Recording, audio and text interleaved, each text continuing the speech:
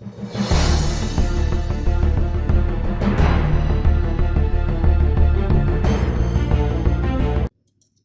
الله الرحمن الرحيم.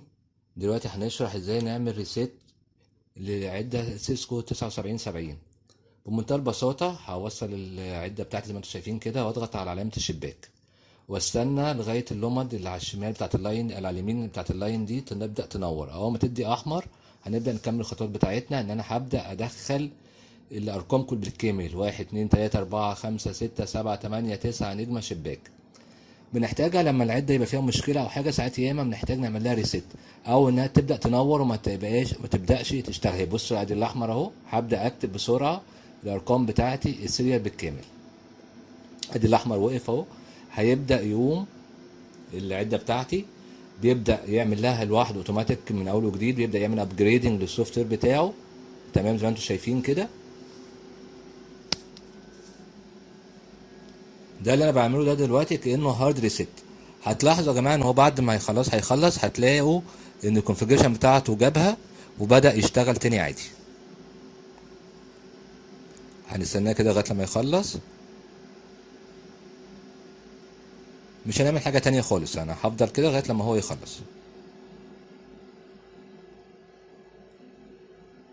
وتلاحظوا يا جماعه، تركز بس اهو بيكتب اهو السوفت وير بتاعه ابجريدنج الفيرجن كذا اللي هو عايزه عشان يبدا يقوم.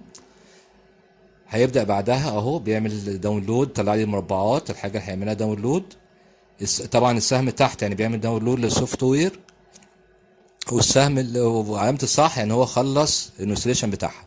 هو دلوقتي بيعمل داونلودنج، علامة الصح يعني الحاجة دي عمل خلاص سطبها داونلود والانستليشن بتاعتها. طبعا الملفات دي يا جماعة انت بتبقى حاططها على لو في الموديل ده بالذات محتاج ان يبقى عندك تي اف تي بي سيرفر يبقى عليه الملفات اللي هو محتاجها دي. مهم يكون موجود عنده في الشبكة، هو لوحده بيعمل ديتكت عليها. واكيد ما دام انت مشغله وبتعمل له ريسيت ان انت عندك الملفات دي موجودة، ما تقلقش من كده. ولو انت مش عندك او ازاي ومش عارف ازاي تحط مكانها ازاي او تشغله ازاي، هتلاقي عندنا على القناة الملفات الفيديوهات موجودة بتشرح الخطوات دي بالكامل وبالتفصيل. طبعا السرعة بتاعت ان هو يقوم تاني دي معتمدة على سرعة النتورك عندك.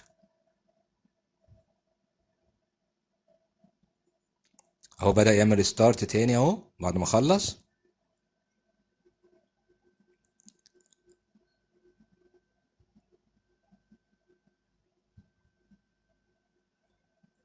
بدأ يشتغل.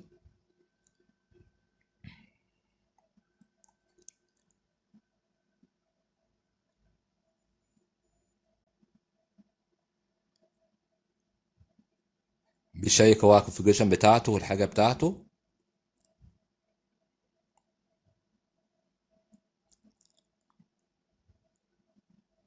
اهو بدأ يبدأ ابديتنج للوكا والحاجة بتاعته على حسب الداتا اللي موجودة عندك. وجايب الكونفيجريشن اهي وريجسترد وكله تمام. شكرا على وقتكم.